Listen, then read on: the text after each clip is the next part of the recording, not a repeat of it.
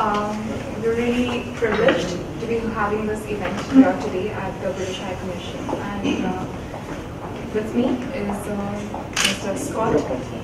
And the reason why we are having this event here today with you is that I have identified a lot of members from the organization willing to conduct some kind of a trade activity with the UK. There are some trade relations already established, and some want to venture into, newer business ideas and get into exports or maybe bilateral trade with the UK. And we all, we belong to families who are very regularly visiting the UK. So we're very well versed with, the kind of quality that the UK products are looking at. And India being labor intensive and pricing of the products, and being a plus here that we can really work on a better pricing, and quality is something that the new generation of designers and manufacturers are keeping up to, because they're all educated in the West. They come back and they want to apply those techniques and technologies and producing world-class products. But what we want here is a channelizing of those products to be able to produce that kind of product firstly. Secondly, reach the desired market in the UK. Right, so we have Scott here who is volunteered to be part of this discussion, and I thank you for that. Thank you very much for being here. So Scott, if you could just share your views on how to kind of foster trade, and we have a huge corporate women's organization, and the ladies present here, and there are some who are working, some who want to start working. What is your advice and guidance as to how to go forward and start something with the UK? Well, look, let me first of all say how great it is to see you all here. I think this is not the first event we've done. We've done events before. It's the first event that I've done. Yes. So it's the first event we've done for 2.5 years. I've been the British Deputy High Commissioner in Eastern India for 2.5 years. And so it's great that we've found this opportunity. It's a privilege. So thanks very much for joining us. I'm sorry again for being a little bit late this afternoon. So let me just say first of all what we do, and then we can fit your questions into that context.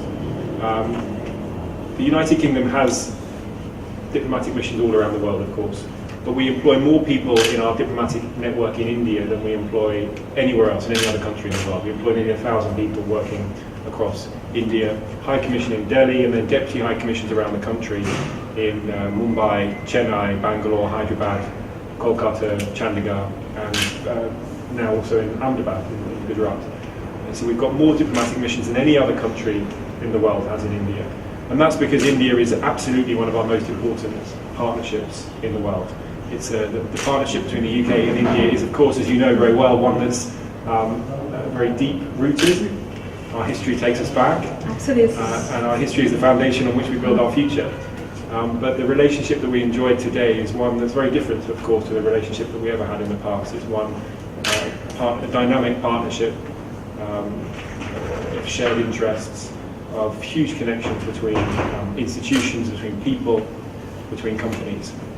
And so it's our job here in Eastern India to try and contribute to that, to ensure that the connections grow and are strengthened, and that we continue to find more ways to build the relationship between the UK and India. Here in Kolkata we represent the UK in 13 states of East and North East India.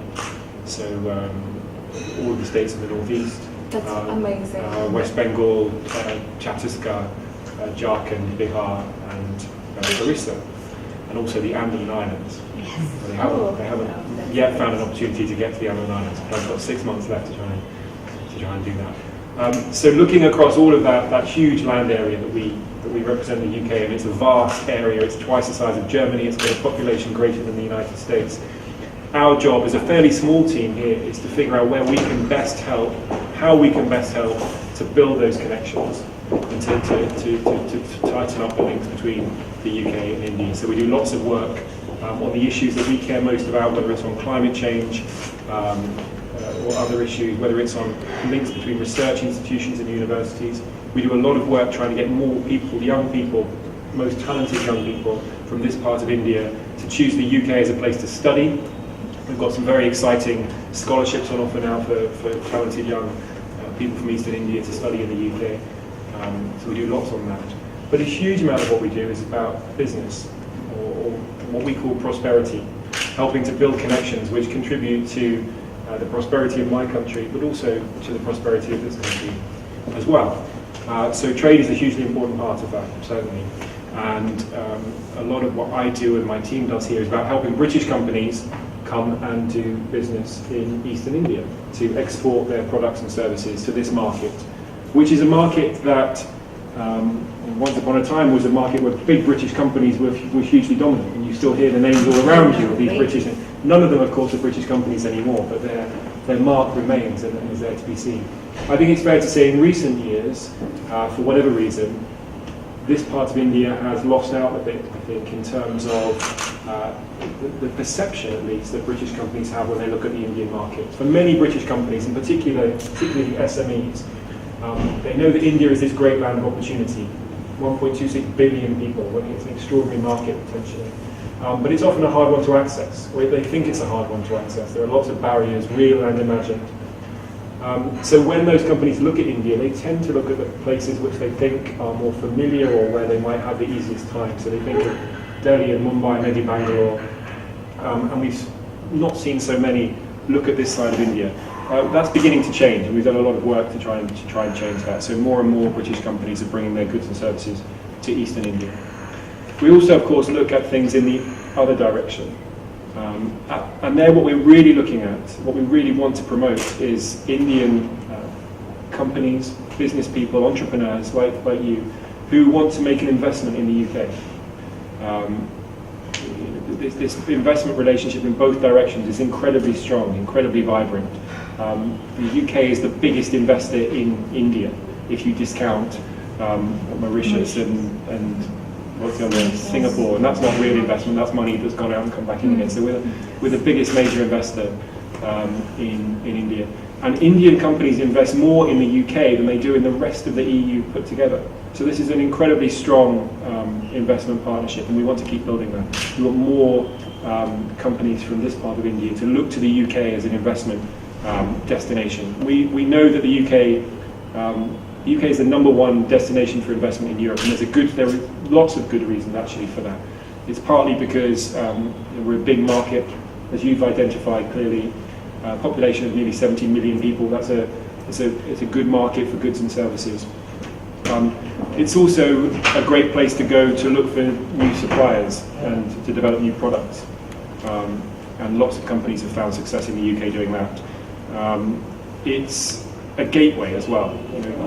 If you establish a presence in the UK, it's a way of accessing other markets in the European Union. Certainly, if you're exporting from the UK to other European markets, there are no tariff barriers. Of course, it's a free trade area, and that's a big opportunity for people. But also beyond the EU, markets in North Africa, the Middle East, and across the Atlantic. The UK is a great location to do all of that. And we also find that companies, when they get to the UK, they discover that we've got this fantastic body of talent, an educated workforce, lots of skills that people find can be a huge asset to their business, a way of improving and increasing their own capabilities. We're also a very easy place to do business. We've got a very transparent regulatory regime. Things are pretty easy and getting easier. It's a very easy place to set up a business. Some people correct me, but I think it takes 24 hours to set up a company in 48 hours. A bit longer.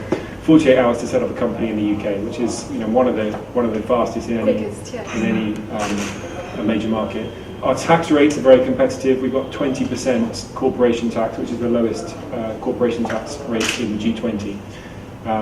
And because of the very strong financial institutions in the UK, and London being one of the world's leading financial hubs, The UK is also a great place to access financial markets and to think of things in those terms. So for all of those reasons, we think that it's easy to set up. Once you're there are huge benefits and you can access markets. I think the UK is a great place to invest. And we want to make it an even better and easier place to invest. So there are all sorts of ways in which we can help Indian companies who want to invest in the UK. And investing in the UK basically means employing people, right? I mean, we're not, it can be a fairly light touch form of investment, but if by establishing a presence in the UK, taking on employees in the UK, not only can you take advantage of all the benefits I've just described, but you can also then access the services of the British government as an exporter from the UK. So the British government can then help you export from the UK to other markets. So we think this is a really fantastic offer. I think there are lots of reasons why Indian companies, large and small, should be thinking of the UK as a place to take their business global. It's a perfect place to do it. We can make it easy for you. There are some really interesting visa arrangements available for entrepreneurs and people looking to do business overseas. And Sandeep, who's sitting over there, can help you on all of that and can describe those in more detail. But that's really how we can help. I mean, it's always good to see companies from here exporting to increase that trade back and forth. But from our perspective as a government, what we're really interested in promoting is people who want to use the UK to establish a presence. It doesn't have to be anything very large, but a presence in the UK then becomes a base of operations for an Indian entity in the UK, in Europe, and hopefully then becomes something that drives greater prosperity, creates jobs in the UK, but also, of course, creates wealth back here as well. Amazing. So with all those incentives that we already have from the UK government, and we all know that we all have our brands, and maybe in a small way or in a large way. But the minute you have a presence internationally and you're in the UK, and as quick as 48 hours is the only requirement is that you need to say a yes and look at investing in the UK. And the minute you decide to, it takes you to another level altogether, because you are there where where everybody is kind of looking at you, and you are on that platform. Scott, I'd like to know, like you said, that other parts of the country are attracting more attention from the UK, but not so much. Like as Kolkata is not so developed as a market for of interest to the UK. So, what are the challenges according to you, that are being faced by the Calcutta market, and how do we address that? How do we overcome those challenges? Well, I think there's a mixture of perception and substance, and I think the substance has changed quite dramatically in recent years, and perception takes time to catch up with the substance. Clearly, you had a government in this state for a long time, which was seen, at least by the outside world, as not being particularly business friendly. And for British investors, or for any international investors, where do people choose to place their capital? They choose to place it somewhere where they think the return is greater than the potential return outweighs the risk. And I think uncertainty or a perception that their international business presence wasn't welcome clearly put people off. You've now had 5 years of something different in this state, and I think we have seen, I've only been here for 2.5 years, but we have seen more British companies looking to come to Eastern India. The Chief Minister's visit to London was an important point in that journey. We've had the Global Investment, the Bengal Global Business Summit here this year and last year, and we brought British companies in. And again, these things start to change perceptions. We've had high-level political visits to Kolkata by our Prime Minister and members of our Cabinet in the last 2.5 years, and they take the story back and say that this is a part of India where things are changing. So I think you'll see things are heading in the right direction, things are moving, things are changing. But you've got to overlay on all of this, all the uncertainty globally in recent years, and I think British companies are not, they're not, particularly small and medium-sized companies, are not exporting as much as we would like them to. big push for our government at the moment is getting more small and medium-sized companies in the UK looking internationally, looking to grow their business by exporting. We want to see more of them come to this part of India to do that. Great. And would you facilitate some kind of a buyer-seller meet between the UK and Kolkata? Would you like to have something like an annual meet for the buyers and sellers, and kind of start this new trend, because we're seeing an emerging market here in Kolkata? Would you like to do that? Well, I think we're always looking for ways that we can help British exporters export more. When they come to us and they look for, we're looking at this part of India in particular, often what they're looking for is introductions to local companies who can be partners for them. And we're always looking to help them identify good partners locally. So, we're open to all sorts of ideas. If we think it's something that's going to work for the people that we're paid to try and support, then we're open to ideas.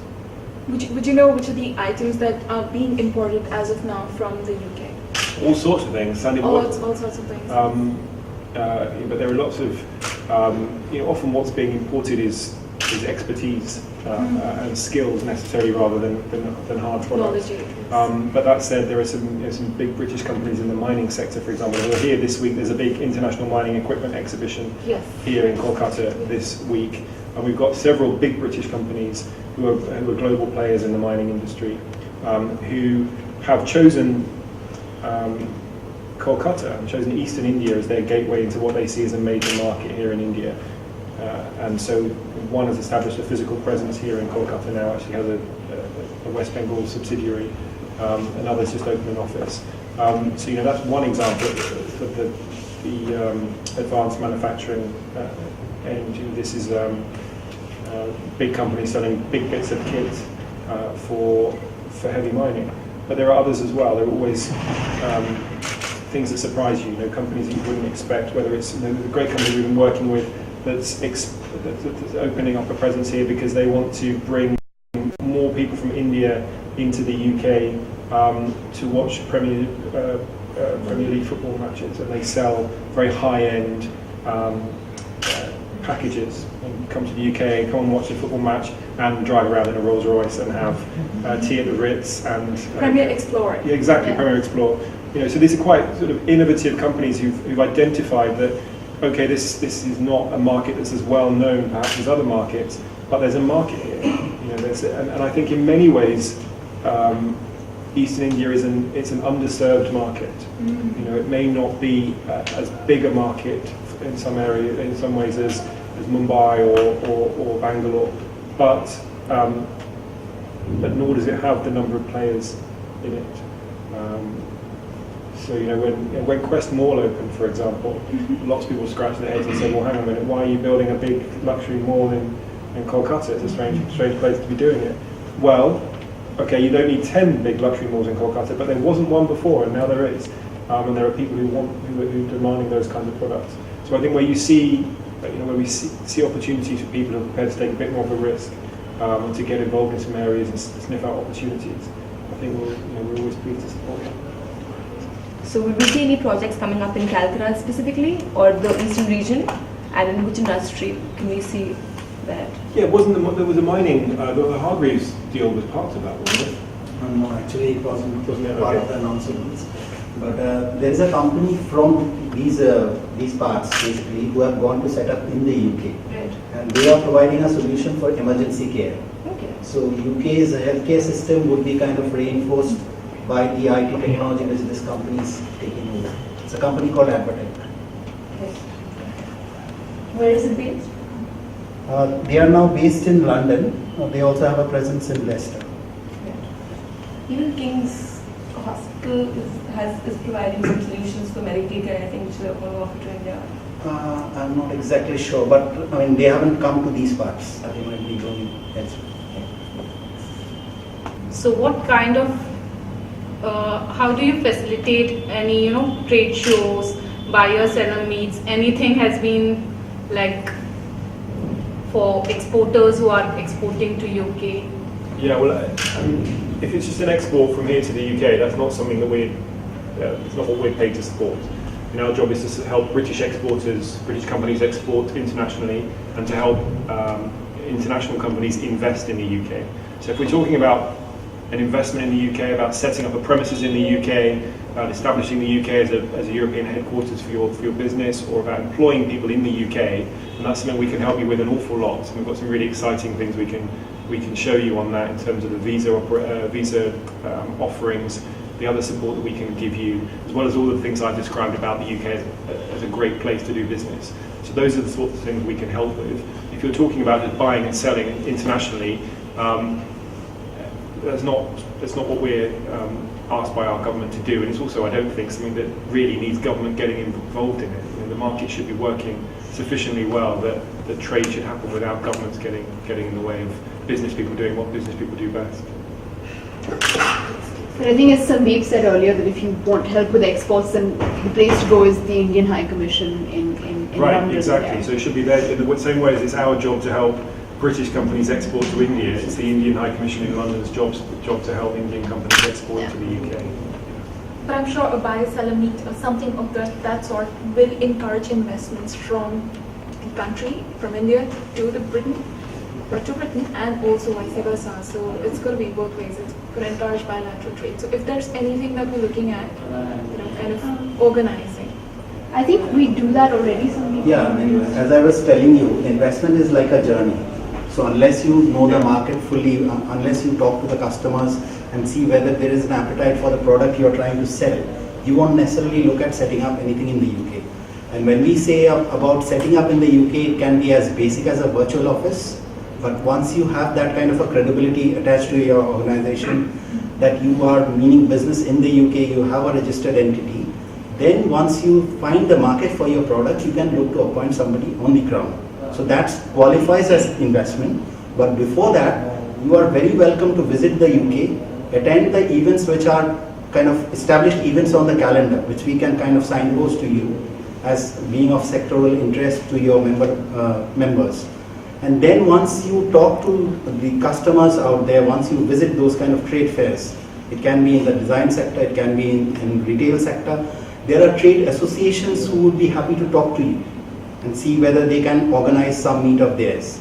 There are chambers bodies in the UK, in different parts of the UK, who are again happy to kind of organize some kind of a meet for you. So if you plan in advance, you can always plan your journey of investment with enough visits to the market, enough kind of interactions in the market, and once you have that confidence that your product will be selling and you will find a market for your product, then you can complete the rest of the journey. I'd like to ask you something. That your product will be selling and you will find a market for your product, then you can complete the rest of the journey. I'd like to ask you something different from what we've been discussing so far, not about investments and not about Calcutta, but there's a lot of talks about Britain wanting to leave out of the EU.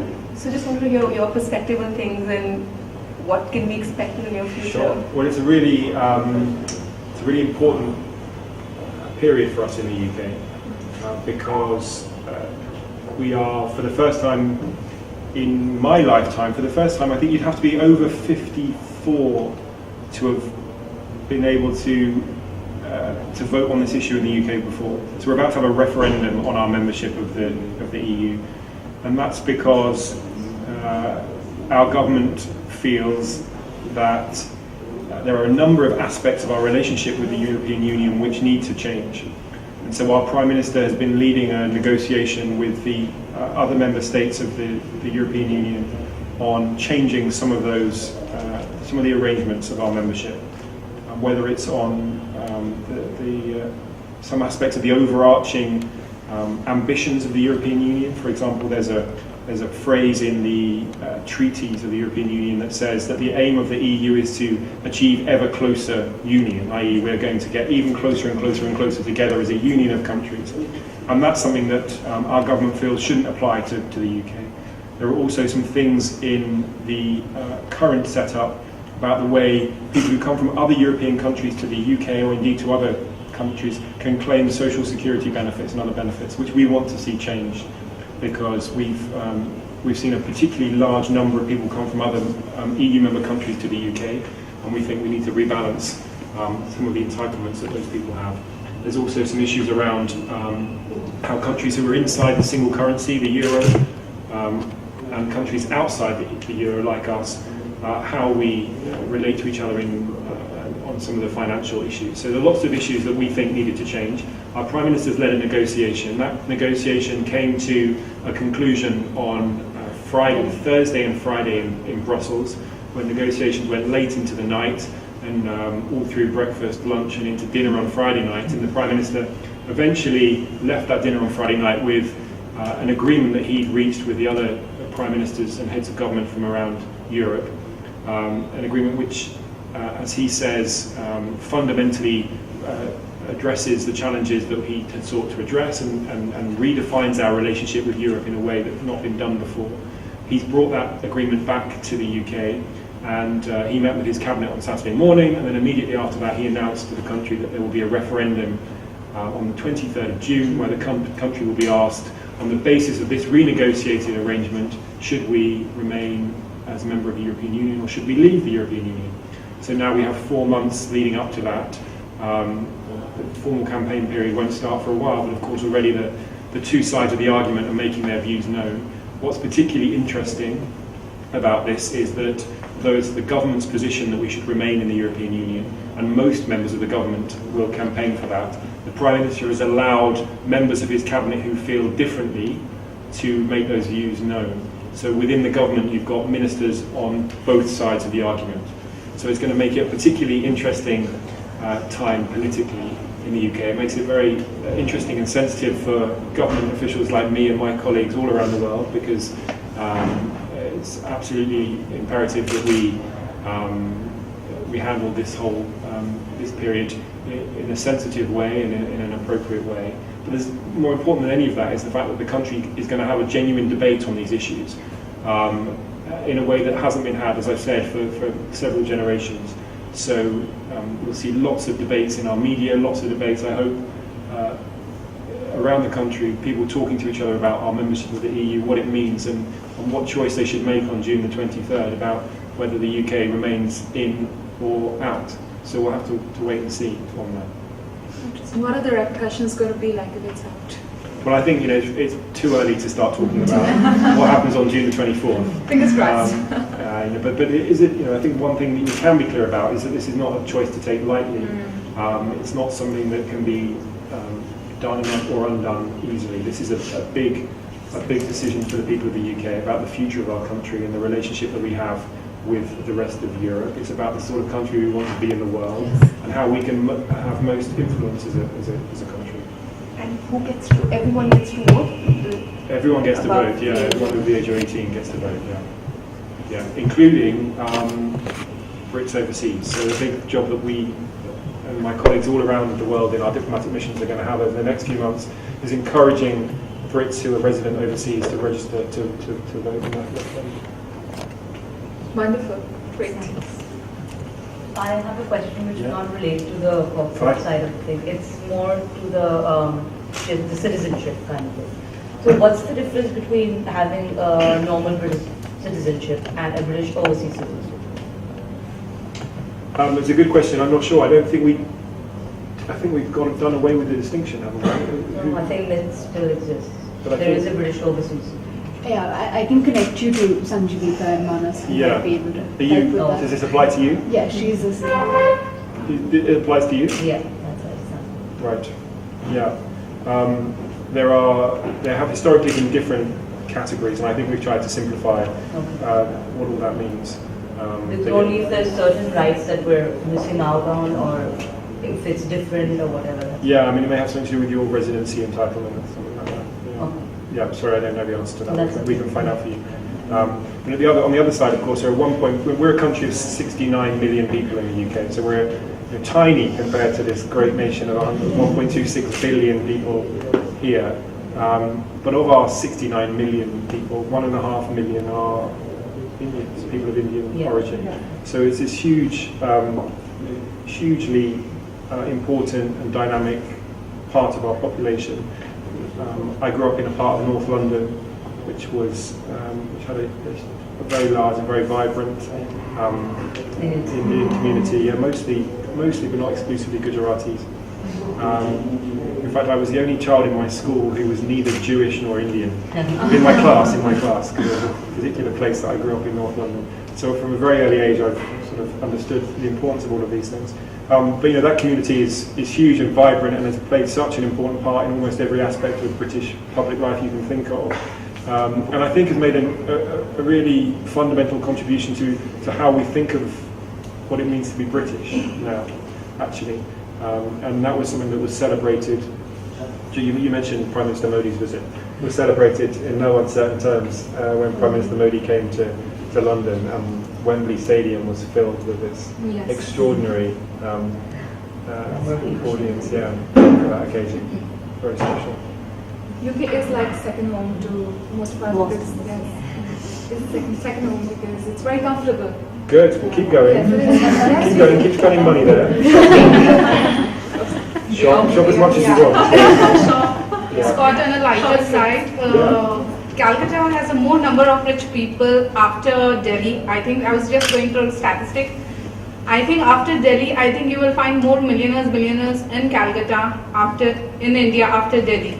So it's very interesting. And is that mostly old money, as it were? These are sort of long-established families, or is this more new entrepreneurs? It was a statistic showing number of crorepati's and economic times, so it showed. Yeah. So it's very interesting, and I think that's people wouldn't know that or wouldn't think of that. So it's a very interesting feature of the city. Yeah. Lovely. So we had invited the principal from YFLO, and she will be joining us shortly. Okay, great. And I think she had some questions.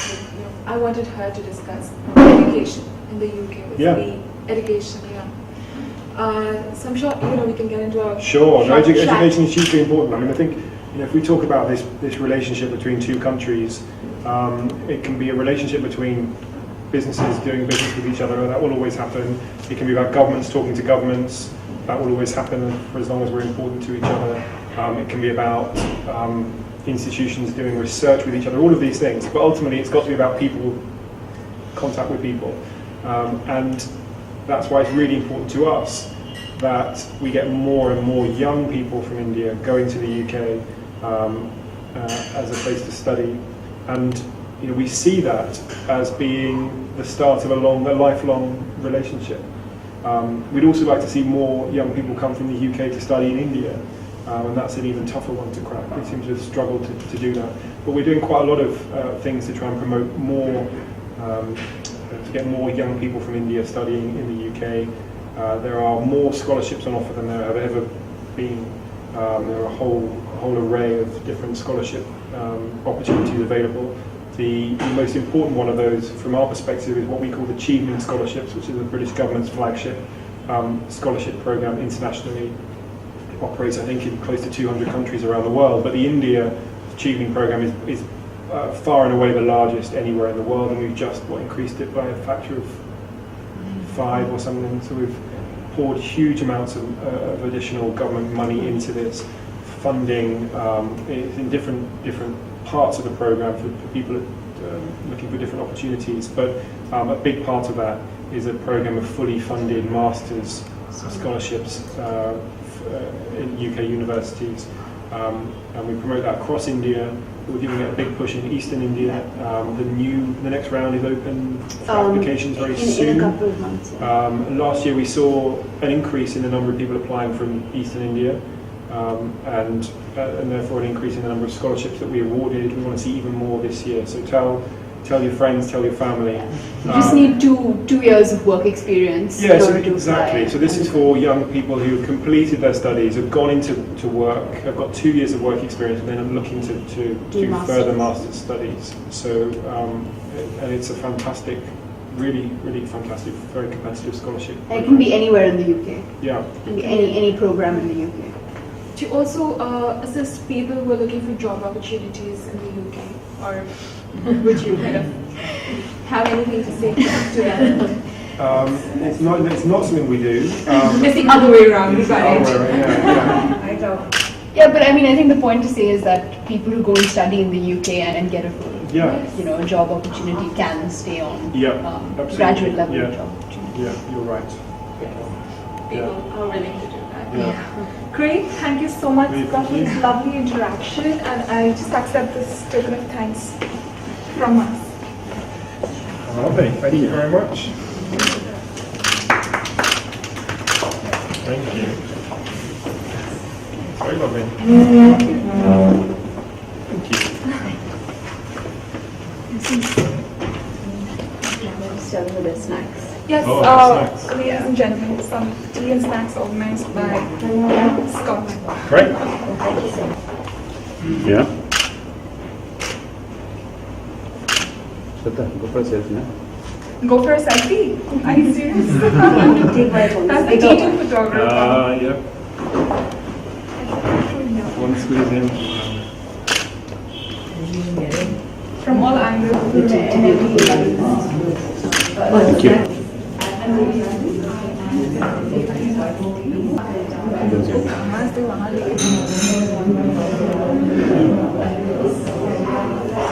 खुद करना पड़ता है. I know it, and I'm seeing that. Believe me. खुद करना. Nice of you. I hope the members. Hey, that's how it works. Big person makes the opportunity raises the bar. Should.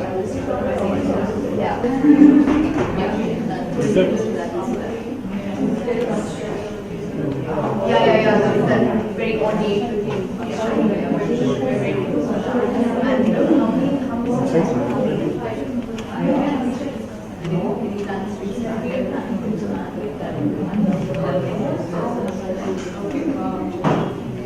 Today's date is 22nd of February.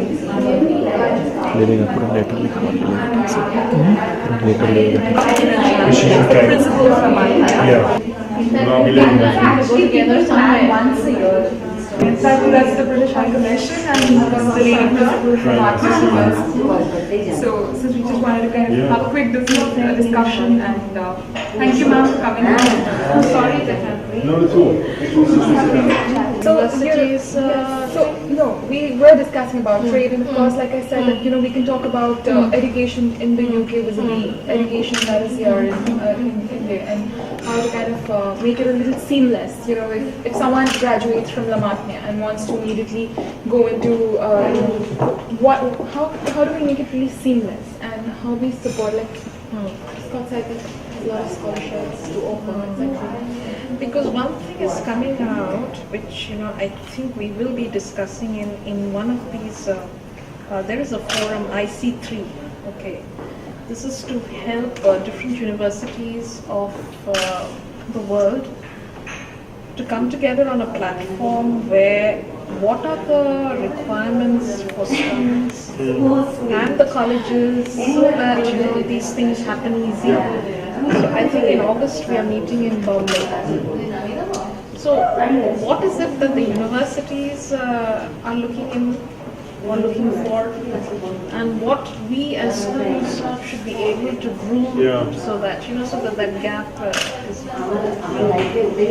Yeah, it's a good question, and I think it's good that people are looking at trying to get the answer. My sense is that there's no shortage of talented, well-educated young people in India, and the British universities are crying out really for more of that talent to come our way. But over the years, what I'm seeing, Mr. Wood, is that they're also seeing another kind of thing happening where when they're seeing the students, because it's economics which is also playing a pivotal role.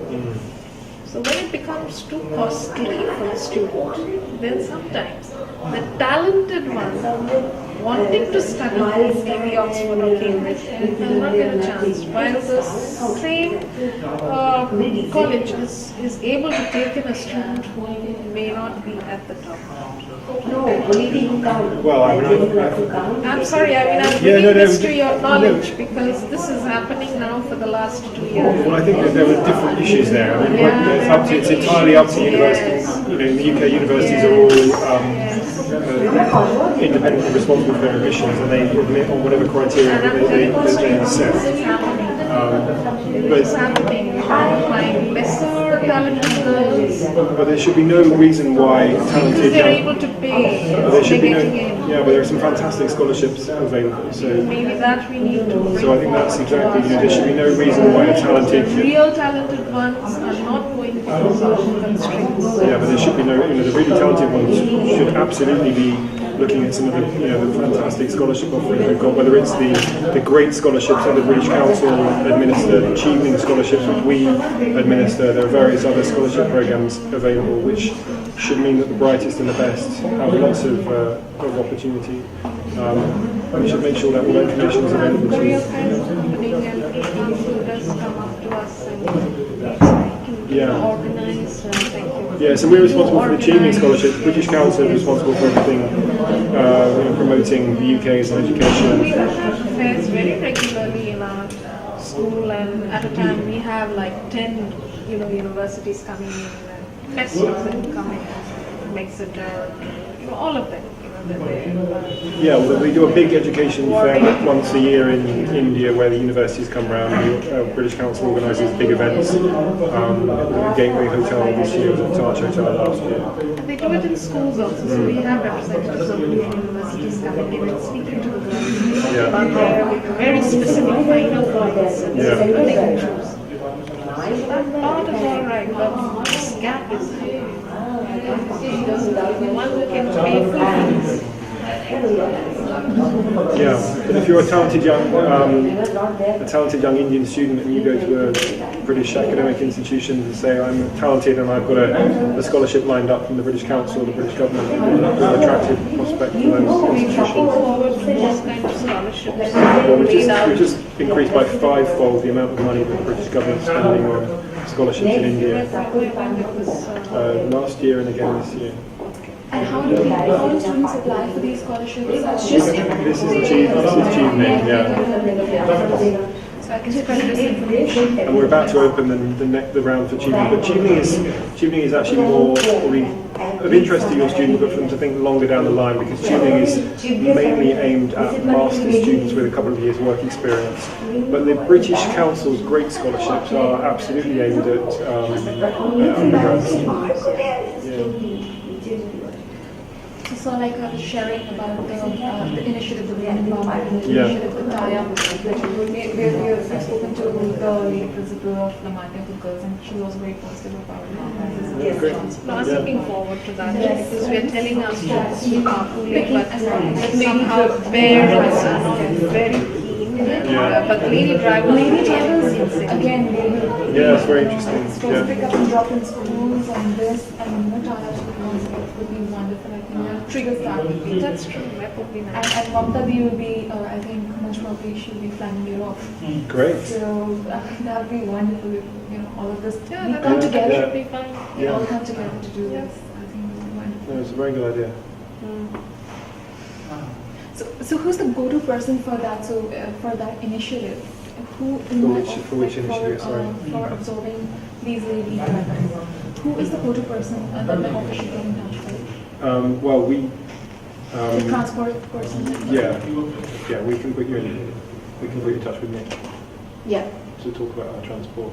Yeah, absolutely. So is there a person that you Yeah, can just put us in touch with? Yeah, absolutely. Yeah, Because I'll we put you back have to the call. an empowerment initiative, so it's about women, lady drivers. Yeah, no, and I mean, I think we're always on the lookout for good vendors. Lady and- drivers. Yeah, Yeah, exactly. Yeah. Exactly. I'll put you in touch with Please them. do so, honey. Yeah, Yes. sure. All right. Well, I'll have to come and visit. Yes, you have and I'll to. talk to your girls about the brilliant opportunity of studying in the UK. Yes. It'd be wonderful if we can have something like a panel discussion and I'm thinking of April. Maybe the third week of April. I will be in Which is the third week, the week of the 20th. after 15th. That works. That works. Week before that, we've got big visits to India that week. But that week, yeah, that might work. In fact, I'm interviewing that week for achieving scholarships. Maybe even after the second week I'm sure we can find a Second week of date. April, yes? Second week of April is second definitely week. out. No, No. second week is closed. We come back only after. That's the The holidays Bengali are- New Year Yeah, week, isn't it? Yes, that's right. That's when everyone's traveling to the UK for holidays. Is it? Okay. Actually, we might be traveling in the last week to UK. Last week of April. Yes. Apply for your early, these nice and early. Okay. Yeah. We might be going to Westminster. Oh, very good. So would there be a hassle-free visa application? It's hassle-free for everyone. Yeah. It's a Blind bidding time. system. Yeah. So you know, It's just a a good digital person that we Because- immediately pick up the phone and like, call Because and get my both visa. the principals will be traveling. Great. Well, just apply. All the applications done online. You apply online, and the That we application do. is handled by VFS, which is our, VFS. and then all the processing is done in Delhi. So we It's all done in really Delhi. don't get involved at all. It'll be wonderful that Lamartna can connect with Great. Scott Very and happy to do that. we can do things together. Good. Look forward to it. Lovely to see you. Thanks very much. Thank you. Keep shining bright. Thank you very much. Always. Thank you so much. Bye-bye. So honey, that'll be the box for that. Shall- And we can have a discussion there which